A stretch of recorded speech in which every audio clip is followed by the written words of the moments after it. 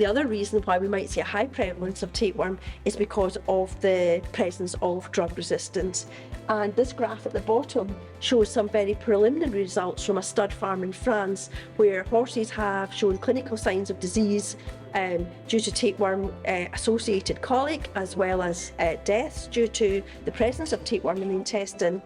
And this is despite the fact that these horses have received many treatments of praziquantel. And we're working with the vet that is attending to these animals and just trying to get a gauge on the levels of infection within the stud farm.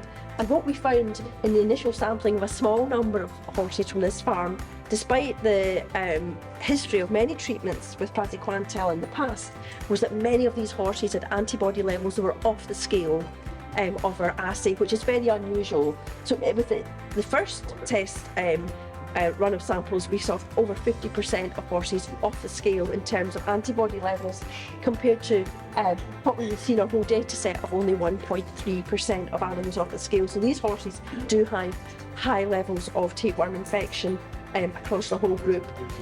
Since the initial test was done, the vet has gone in and treated with a double dose of Pyrantel, and what's looking promising so far is that the antibody levels to tapeworm are starting to decline, which then provides the vet with information that the second product might be effective in controlling the parasite on that stud farm. But it's really important now that the managers on that farm institute management measures that will reduce the force of infection and contamination on the paddocks to the animals that are grazing those fields.